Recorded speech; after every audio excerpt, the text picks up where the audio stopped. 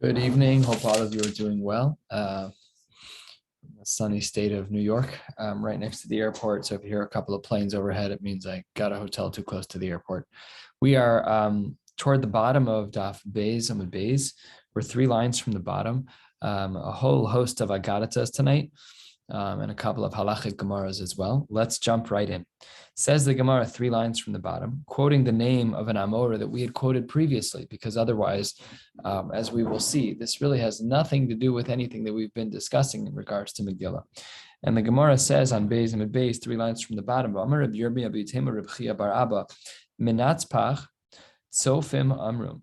The letters of Menatzbach, the Mem, the Nun, the Tzadi, the Pei, and the Chaf, each of which are found both in the middle of the letter and uniquely with their own letter at the end of a word as well. That is from the Tzofim Amrum, that is from the Nevi'im. A Tzofa is a seer, someone who's able to see, and Sofim Amrum, they're the ones who said. It says the Gemara, that's not logical. You can't assume that the letters that are in Chumash, that were literally written in the Torah, were said by Nevi'im. It doesn't make sense. But tis Barav Haksib. The pasuk reads, Eila HaMitzvos, She'ein Navi Rishai Lechadesh Davar Me'ata. A Navi is not allowed to do anything new. You can't. He can be a go-between, he can, be a megaphone, but he can't say anything new. He has to do what he's told. So he can't say that the Mem and the Nun and the Tzadi and the Pei and the Chaf Sofis, Menatzbach, that they have both beginning and end letters. It's not possible. And furthermore, forget about the laws of what a Navi can and cannot do. We have a problem in Netzias, as we say. Mem v'samach shebeluchos b'neis hayu omdin, top of Gimel Amud Aleph, that we know that the letters were standing miraculously. Of course, we know that the Mem and the Samech are letters that are perfectly circular. So if you want to make a letter circular and it went all the way through the Luchos and it was B'neis Omdin, that means that in effect, that in order to make a Mem, there was a cylinder of rock that was just simply floating in space in its own space within the Luchos. But what does that show you? That the Mem Sofis already existed before the Nevi'im, even if there's a halachic issue. So we have 2 problems going on here. To answer this question, the Gemara says on the top of Gimel Amud Aleph, you're right, Mehavahavu, yes, you're correct. We know that these letters existed, absolutely right. The problem is that we didn't know which letters were supposed to be in the middle and which letters were supposed to be in the end. At the end, do we say that the Nun that we know of that goes in the beginning of the words, let's say from the name Nachman is the perfect example. The Nun in the beginning is short, it looks like a bracket. The Nun at the end is lengthy. So maybe we thought they would be in different locations. Came along the Chachamim, the Asu Tzofim v'Hiskinu, and they came along to teach us that Psuchim be'emsa, the letters that have openings in them, are in the beginning or middle of the word, and Usisumin besof, and the words that are completely enclosed, those are going to be at the end. Besof teva. Says the Gemara, sof. Still, even if you want to give this answer, it still poses a problem because of the pasuk of Eila HaMitzvos, and we said she'ein navi asid lechadesh davar me'ata. You're not allowed to say anything. So if that's true, if that's true, then still, you're not allowed to tell me where the letters go. So it says the Gemara, Ella, really what happened was shechacham v'chazru v'yastu. Everybody knew at one point how the Torah was supposed to be written. However, everybody forgot. And the Chachamim came along and they reminded everyone, but they really did nothing new at all. Another statement from Rabbi Yirmiyah. Amar Rabbi Yirmiyah v'itema Reb Chia bar Abba, Targum Shel Torah, the Targum that we know of, the Aramaic explanation of Torah, Unklos Hager Amru. Unklos, the Ger, famous story. We'll learn about this over the course of Shas. So Unklos was a Ger, and he said over the Targum of the Torah. However, he didn't do so completely on his own. Says the Gemara, Mipi Rabbi Eliezer v'Rabbi Yehoshua. This was in the times of the Tanoim, and that's when he wrote this commentary. Targum Shel Nevi'im. The one who wrote the Targum Shel Nevi'im is Yonasan ben Uziel, and Amru. He taught this. Mipi Chagai Zachariah uMalachi. He as well did not stand on an island and do this. He did it under the watchful eye of these great Nevi'im. Eretz Yisrael, Arba Meos Parsa. And when Yonasan ben Uziel wrote his commentary Eretz Yisrael shook 400 amos by 400 amos. Yatzis Abbas called V'amra, Mihu zeh shagila sisarai livnei adam. Who is this person who taught all of my secrets to other people? So it says the Gemara, Amad Yonasan ben Uziel al Raglo. Yonasan ben Uziel stood up proudly, V'amar aniu shagilisi sisarech livnei adam. I'm the one who taught your secrets to the people. Galui v'yadua lefanecha, it is well known before you. Shelo lechvodi asisi, I did not do this for my own kavod. V'lo lechvod beis abba, and I also didn't do it for the sake of my family name. Ella lechvodcha asisi, shelo yarbu machlokes b'Yisrael. In his simple way, he was able to weave the appropriate language into the perush, into the commentary on the Nevi'im, and thereby preventing machlokes in Yisrael. He actually wanted to write another commentary of Targum Ben Uziel, Yonasan Ben Uziel, on Ksuvim, which we don't have, of course. Says the Gemara, you're not allowed to. It is enough what you've done that you wrote your commentary on Nevi'im. You're not allowed to write it on Ksuvim. That would be inappropriate. My timer, because says the Gemara for a very specific purpose, Mishum de'is be kates Mashiach, because in Ksuvim we will have the exact date of Kates Mashiach. So it's fine if Yonasan ben Uziel is prophet enough or has enough Ruach HaKodesh to know for himself, but to teach it to the masses, that would be inappropriate. The Targum Shal Torah Unklos Hager Amru. How can you say that the Torah was written by Unklos Hager, that the commentary, I should say, on the Torah, that the commentary on the Torah was written by Unklos Hager? The Amar of Ika Bar Avin, Amar Rav Chananel, Amar Rav. What does the pasuk mean when it says Vayikru b'sefer Torah ha'elokim uforash v'sum seichel v'yavinu b'mikra? Let's analyze each part of the pasuk, and we'll see our question arise. We thought that our commentary was written by the Targum, by Unklos for the Torah, but what's the drush on the pasuk? Just about halfway down on Gimel Amud Aleph. Vayikru b'sefer Torah ha'elokim ze mikra. That's the psukim themselves. Mifurash is a Targum. We already have already from the psukim itself. We know that it was accompanied with a Targum. This is how to break down the psukim. Where does the esnachta go? Where does the sof pasuk go? The yavinu b'mikra. Elu piskei ta'amim. What does the pasuk mean when it says yavinu b'mikra? These are the piskei ta'amim, the cantillation marks, the trop as we learn. Some say Elu Hamasores. That's actually how we read words when there's a Greek sieve. Sometimes we read it with a vav, without a vav, whatever the Greek sieve is. So we don't know what this part of the pasuk means. So therefore, this poses a question that what did Unklos actually do? Because at the end of the day, the pasuk seems to imply that the Torah came along with its own commentary. So like we saw in the previous case of the letters, Shechachum v'chazru v'yastum, everyone forgot, and he came along, and Unklos Hager came along and rewrote the commentary so that everyone would know what was going on in the Torah. But the Gemara is bothered by something. Why is it, Maishna de'oraisa, why is it that when it came to the commentary of Unklos on the Torah, to lo is the azea, that the world did not tremble, but the adinevie is the azea, but on the commentary of the Yonasan ben Uziel, the Targum Yonasan ben Uziel, the world did shudder. It did have some type of earthquake. So we just would have thought that the written Torah, the 5 books of Moses, that would be more transformative and more powerful than Nevi'im. We have a principle in halacha called Divrei Torah and Divrei Kabbalah lo yalfinon, that you can't even learn a din doraisa from Navi. There might be remazit, but you can't actually exegetically learn din doraisa from Navi. So why don't we say that just like the world trembled when Yonasan ben Uziel wrote a commentary on Navi, the same should be true when Unklos Hager wrote one on the Torah. So it says the Gemara as follows: Deoraisa mifresh milsa. The Torah is much more clear and simple to understand. There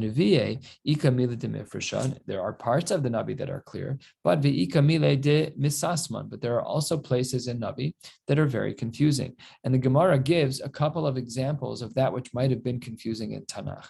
We're 5, 6, 7 lines before the wide lines on Gimel, width lines on Gimel Amud Aleph. Dichsiv. Here's a pasuk that we wouldn't have understood.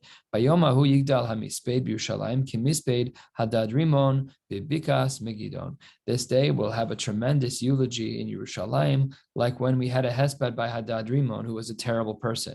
And v'amar Rav Yosef ilmale targuma dehaikra, without having a proper explanation of Yonasan ben Uziel on this pasuk, lo yadana my kamar, we never would have known what would have happened because we didn't have a hesped for Hadad Rimon.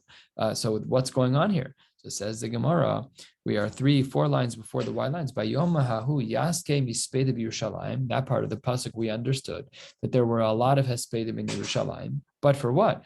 Ki Mispeda Da'acha Bar Imri Dekotal Yaseh Hadad Rimon Ben Tavarimon Beramos Gilad. What happened was not that we were being maspid Hadad Rimon, we were being maspid the people that Hadad Rimon killed. And we never would have had the ability to understand that pasuk without having a targum. And as well, the targum Yonasan adds, "Uchemispeda de Ishe de Yeshaya bar Amun de Kotal Yase Parochagira the Bikas Megiddo." As well in Bikas Megiddo Parochagira, he also had killed Yoshia bar Imon.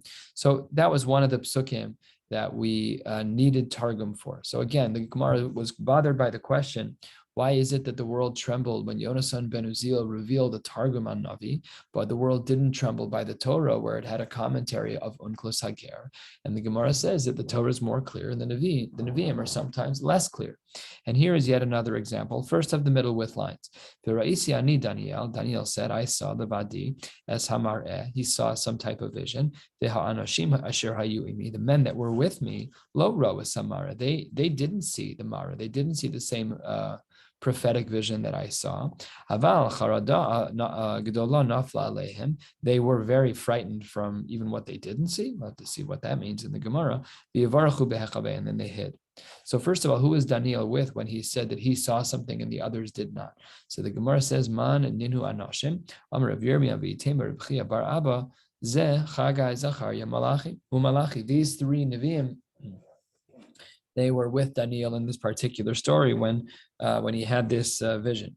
So it says the Gemara, inhu is plural. They, Chagai, Zachariah, and Malachi, adife mine. They're really better than Daniel in one way. Ve'ihu, but he, Daniel, is adif minai, who is better than them in some ways. How so? Fourth line of the middle with lines. Inhu, they, Chagai, Zachariah, Malachi, adife mine, de inhu nevi'e, ve'ihu lo navi.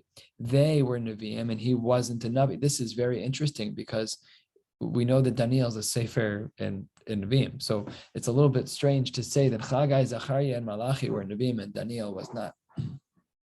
So some of the Meforshim explain that it doesn't mean that he wasn't a Navi. It means that he wasn't a Navi who was tasked with giving a very specific message to the Jewish people. By and large, when there was a Navi in Klal Yisrael, they were the go-between.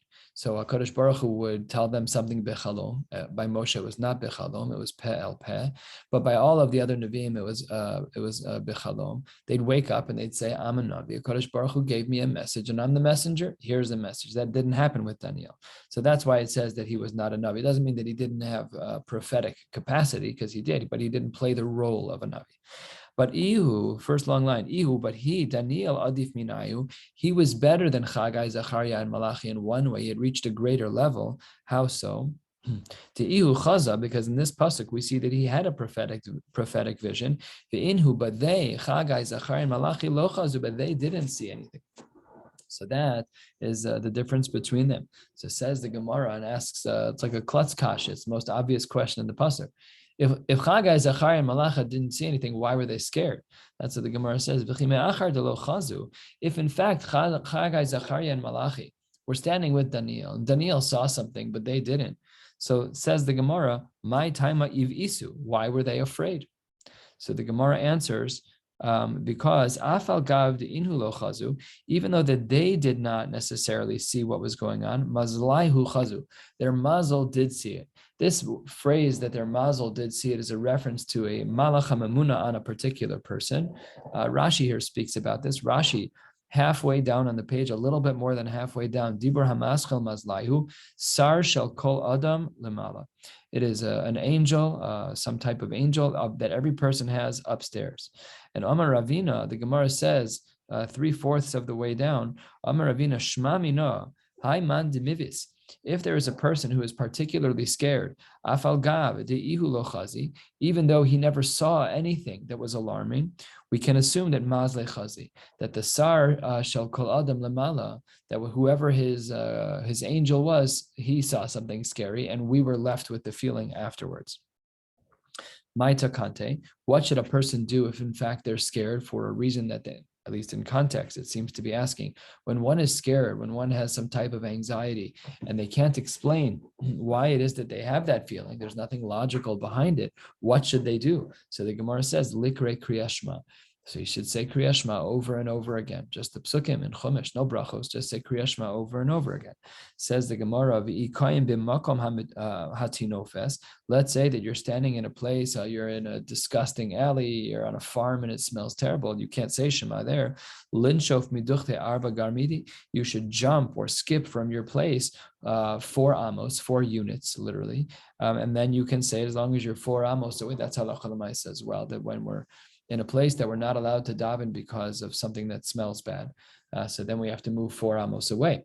Masha'in kain, if you're in a place where you can't make a bracha because of pritzus, that doesn't change anything. You're not allowed to make a bracha in front of pritzus, so the Dalet Amos doesn't help. But here we're saying you can't say the Shema, so you're all stressed out. You have all this fear, and you don't know why. So we're assuming it's because mazlaihu, because your mazal, your angel, has fear. How do you fix it? You say Shema. What if you're in a place where you can't say Shema? Try to move Dalet Amos and say Shema. Says the Gemara, ve'ilo, and if not, then you have to say the following incantation. Leimahachi, you should say, Iza debei tavche shmina minoi. The izim, the goats that are in the slaughterhouse are fatter than I am. I don't know what that means, but that's what the Gemara says. It's some kind of incantation, maybe to kind of indicate that, there's other opportunity, other people to put the curses on. Not clear from the Gemara, and Rashi does not talk about it. You can look in the Maharsha in the back. I didn't have time. I don't have a Maharsha in my Gemara. I'm using a little travel Gemara, so I didn't have my regular Gemara with me. Says the Gemara, let us continue with some drashos. Yesterday we saw a drasha on Daf Beis from the pasuk of Medina u'Medina v'ir le'ir l'drasha. We made a drasha mishpacha u'mishpacha l'maya asa. What then do we need the pasuk of mishpacha u'mishpacha? You've already given me Ir and Medina, and we already made whatever distinctions we were going to make from it. So then l'maya asa. What is the pasuk of mishpacha and mishpacha come to teach us? Says the Gemara, Amar Rav Yossi bar Chanina, that if you have the families that are Kohanim and Leviim, that they should stop their avodah in the Beis Hamikdash uvoyin lishma mikra Megillah. It's a pecking order of, we're prioritizing what is more important than the other. So the Gemara says, black on white, that the avodah of the Beis Hamikdash is second to Mikra Megillah. We need to stop what we're doing in the Beis Hamikdash and go hear Megillah. The Amar of Yehuda Marav, because Rav Yehuda Marav says, or the early Amora, Kohanim avodasam ulevim b'duchanam Yisrael b'ma'amadam. When the Kohanim, Levim, and Yisraelim are doing what they're supposed to be doing in the Beis Hamikdash, good for you. However, kulan mivatlan avodasan uvoyin lishma mikra Megillah. However, tachlis, when it comes to Purim, everyone needs to stop what they're doing in order to fulfill the mitzvah of mikra Megillah. And Tanya Nami Hachi, this isn't just a theory. We also have a brisa that proves this point. What does the brisa say? Kohanim b'avodasam ulevim b'duchanam Yisrael b'ma'amadam kulan mevatlan avodasan uvoyin lishmoa mikra Megillah. Everybody needs to stop what they're doing and they need to read the Megillah. Mikan samchu shel beis Rebbe shemevatlan Talmud Torah uvoyin lishmoa mikra Megillah kal v'chomer me'avoda. And beis Rebbe made a tzushtel. He said that if it's true that we have to stop the avodah in the Beis Hamikdash in order to hear the Megillah, then the Chorah should also be the case that we need to stop learning Torah. The Talmud Torah, lo kol shekein. Talmud Torah is seemingly, in the eyes of Rebbe, less than the avodah in the Beis Hamikdash. Says the Gemara, ve'avodah chamura mitalmud Torah. Are you saying that the avodah in the Beis Hamikdash, it holds a higher level than Talmud Torah, such that we can make a kal v'chomer from one to the other? We have a pasuk that doesn't seem to say like that. The pasuk doesn't seem to say that the avodah is greater than the Talmud Torah. The pasuk, as we'll soon see, implies the opposite, that Talmud Torah is greater than the avodah. Where do we see this? The pasuk says in Sefer Yehoshua, "V'haksiv, v'ayibihiyos Yehoshua b'richo v'yisa ina v'yar v'hinei ish omed lenegdo." He saw that there was a man standing opposite him. V'gomer, this was a malach. V'yishtachu. Once he saw that it was a malach, he bowed down. V'hechi avid hachi. How was it that he was allowed to bow down? We're not yet sure who this person is. A person's not supposed to say Shalom Aleichem to someone at night until we know who they are. We're afraid that the person might be a shade, that they might be some kind of demon. And therefore, when we meet someone at night, we're not supposed to say Shalom to them. So says the Gemara, that's not really what was going on here with Yoshua. Shiny Hassam, the case with Yoshua was different because this person, quote unquote, this angel said the following thing, to Amar Le, Ki ani sar tzeva Hashem. The angel said that he was a sar tzeva Hashem. He invoked the name of Hashem to indicate who he was. Says the Gemara, B'dilma Meshakre. Maybe this being in the middle of the night was lying and really it wasn't a Malach Hashem Tzivakos. Says the Gemara, Gemiri, we have a tradition to lo mafki shem shamayim levatala, that we don't assume that people will be mafki shem shamayim levatala, that they'll just use Hashem's name just completely lashav, just totally, invoking Hashem's name with no purpose. So therefore, he had every reason to assume that because this being invoked Hashem's name, that it was not a person, and it was in fact a Malach Hashem Tzivakos. And once he sealed the deal on recognizing that it was a Malach Hashem Tzivakos, Amar Lo, what did he say to him? Emesh bitaltem tamid shel ben harbayim. Yesterday, meaning before Shkia, this was nighttime, the pasuk said. So earlier today, you skipped the tamid shel ben harbayim, and maybe right to do so. You're in the middle of a war. And now you're not even learning. You're not even learning. You're not fighting the battle during the night. Everyone should be sitting and pounding in the base medrash. So says the Gemara, Amar Lo, last line of Gimel Amar Aleph, Al Eze Mehen Bas. What you raised two things here. You said the Korban Tamid was problematic, that we didn't bring it, and you also said that we're not learning. Which one are you here for? This question runs on the assumption that a Malach always has one tafkid when he comes to do something. So famously, that's why there were 3 malachim by Avraham. Fine. So what was the reason why this malach showed up? Amar Lo Atabasi. About this one I'm coming to talk to you, the one that applies right now, namely the mitzvah of Talmud Torah. You should be learning. So says the Gemara, miyad, from that moment on, and immediately, vayolan Yehoshua balayla hahu b'socha emek. It says that Yehoshua that night slept in the emek. And Amar of Yochanan, that's not literally an emek, a valley. That's not what the pasuk means. The pasuk is a metaphor. Amar of Yochanan, top of Daf Gimel, Amud Beis, v'lamed shalon be'omka shel halacha. He slept, as it were. He immersed himself in the omka shel halacha. Ve'amar Rav Shmuel bar Unya gadol Talmud Torah yoser me'akravas tmidin shenemar atabasi. And now we see black on white. You tried to make a kal v'chomer on the previous Amud that the Hakravas HaOmer was more severe than Talmud Torah. You tried to say that if it's true that by the avoda that you're going to be mevatel the avoda in order to read Megillah, all the more so Talmud Torah. Yet here we see it's the exact opposite. The Talmud Torah is more important than the Hakrava. So says the Gemara, Lokasha, it depends what kind of Talmud Torah we're talking about. Ha de Rabbim. One is referring to community-wide type of learning. And Vaha de Yachid, one is talking about smaller chaburas of learning. It doesn't mean one person. It just means, like, let's say what we're doing is a smaller group, but what our chabura is not a community-wide of people. It's a shul-wide of people. It's a smaller chavra. So says the Gemara, Ude Yachid Kal, that implies that within your distinctions of Talmud Torah, to say that there's a difference between Rabbim and Yachid, that the Yachid, the smaller groups, is more lenient, that's not necessarily true. V'hatnan, we have a Mishnah that discusses the type of reactions that are appropriate on a moed when women are showing signs of avelus. Nashim b'moed, when there are women and there's a death that takes place on a moed, me'anos, they are allowed to wail. Avaloma tapchos, there used to be some type of thing where they would like hit their arm and make a particular sound, or hit their chest and make a sound. So it says they were not allowed to do that b'moed. Rabbi Shmuel Omer, he says, Im hayu smuchos lamita metapchos, that if they were close to the deathbed, they were allowed to do this type of sound that they were making with their hands. B'Rosh Chodashim b'Chanukah u'v'Purim, on these holidays. So then the Gemara says in the Brisa, it's actually a Mishnah, that me'anos u'metapchos b'zeh u'vazeh, that on both of these sets of days you were allowed to be me'anos, you could do the wailing, and you could be metapchos, you can make the sounds with your hands. Aval lo mekonenos, you could not do the konenos. What's the konenos? So we're familiar with the words of Vaikonin from Vaikonin Yirmiyahu, from everything that we would say on Tisha B'Av. So here the Mefarshim explained the Mekononos was some type of responsive wailing where one woman would wail and others would respond in kind. Amar Rabba bar Rav Huna, ein moim bifnei Talmid Chacham kol shekein b'Chanukah uPurim. And what we see here is that when we're referencing a Talmid Chacham, and he's being treated more than a Talmid of Yachid, he's being treated like a tzibur. So says the Gemara, Kavod Torah Kamers. We're not talking about learning Torah. This is a Amari Makam about Kavod Torah. Kavod Torah the Yachid Chamor, Talmud Torah the Yachid Kam.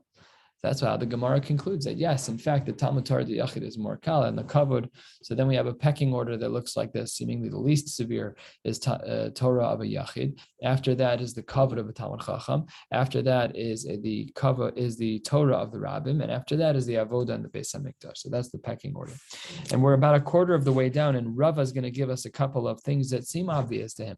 Amar Rava.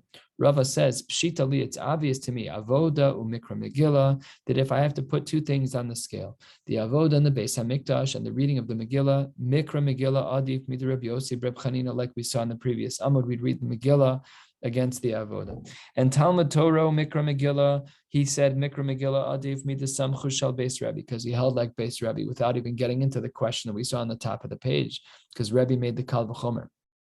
Fine. Talmud Torah meis mitzvah. Now let's step away from Megillah because we're basically doing a whole set of equations. What's better, A or B? B. What's better, A or C? C. So then what about B and C? So then the Gemara says, Mikra, if you have Talmud Torah, next one, Talmud Torah umeis mitzvah, third of the way down. Let's say that you have the mitzvah to do what we're doing right now, or you have a mitzvah of a meis mitzvah. What do? Meis mitzvah adif. It's better to take care of someone and bury someone who doesn't have anyone who would otherwise bury them. Midatanya, where do we have this from? Vivatlan Talmud Torah lehotzas meis ulahachnasas kala, that where one should stop learning Torah for the sake of burying the dead and for the sake of achnasas kala.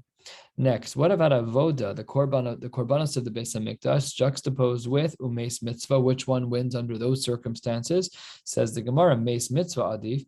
We learned that out from the pasuk v'la achoso. The Tanya, the Brisa writes in regards to a nazir v'la achoso. Ma Talmud lomar. What do we learn from this word v'la achoso and his sister? Harei shahaya holech lishchot es pischa. A person's going to do the korban pesach. And he's on his way to do a bris for his son. And then he hears shemeis lo meis, that there's unfortunately a mace that he is mutalafanav that he has to deal with. Says the Gemara, Yachal Yitma, maybe the Nazir should become Tamei. Says the Gemara, Amris lo Yitma. That's when the pasuk says lo Yitma. Yachal kashem she'enu metame la achoso kachenu metame la meis mitzvah. Says the Gemara, it depends. If it's his sister, maybe we would say that's one thing, and maybe by a meis mitzvah the same would be true. Talmud Omer v'la achoso, only for his sister should he not become Tamei, but for a meis mitzvah he most definitely should. However, aval mitame lemeis mitzvah. Then the Gemara asks a question halfway down. We'll stop in just a couple of lines. Says the Gemara, boy Rava, mikra Megillah, umeis mitzvah, haiminaihu adif. So this is a question that Rava asked in shiur. Which one is preferred? You have Mikra Megillah and you have Meis Mitzvah. And he articulates the question out as follows. Mikra Megillah adif mishum pirsumei nisa. This is the first time we're seeing this in this Masechta, that the reason why we say Megillah on Purim is because of pirsumei nisa. So do we say that reading the Megillah is better because of pirsumei nisa? O Dilma, or perhaps Meis Mitzvah adif mishum kavod abrios. Perhaps maybe we'd say that Meis Mitzvah is better because of kavod abrios. So answers the Gemara, Basar Debaya, after he asked the question, after Rava asked the question, he gave his own answer. Hadar Pashta, he explained himself. Meis Mitzvah adif. The halacha is that if it's Megillah or Meis Mitzvah, you bury the Meis Mitzvah. De Amar Mar, Gadol kavod abrios. Gadol kavod abrios shedoche lo sase shebator. That when it comes to kavod abrios, that can override even a losase Shabbatorah. While this is true, we don't translate this line literally in halacha. There are times that we say kavod abrios is doche, but we don't do so with dine deoraisa, only with things that are dine derabbanan. Gufa, the Gemara, whenever we see Gufa quoting a line that was previously stated, 2/3, 3/4 of the way down, 8 lines before the wide lines on Gimel Amud Beis, says the Gemara, Amar Rabbi Yeshua ben Levi, Krach b'kol hasamach lo, b'kol hanira imo nidon kikrach. If you have a city, anything that's near it, anything that is seen with it is judged like the city. Tana, we have a brisa that says it has to be samach afal pi she'enir. It either has to be close, even if it's not visible to one another, or near it has to be visible afal pi she'eno samach, or it has to be close, even visible, even though it is not close. So says the Gemara, I don't understand the logistics of both of those options. And then we'll stop after this little sugya.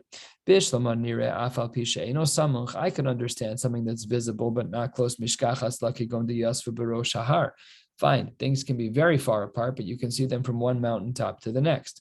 If you have one that's close to the other, even though it's not visible, what is that case scenario? What are the logistics where it's so close, but you can't see it? So it says the Gemara, pretty obvious answer. Omar Rabbi Yirmiyah, Sheosheves benachal. Okay, your city's sitting at the top, but falling straight down a cliff. There's a city at the bottom, but you can't see it. It's impossible to see it from where you live. And that would be the way we would have two cities close to one another that you would not be able to see them. We'll stop right here at the first of the long lines, all the way down, almost all the way down on Gimel Amud Beis. And tomorrow, Nadim Yirtzeh Hashem in person with a blot and a half. Wishing you all a beautiful night.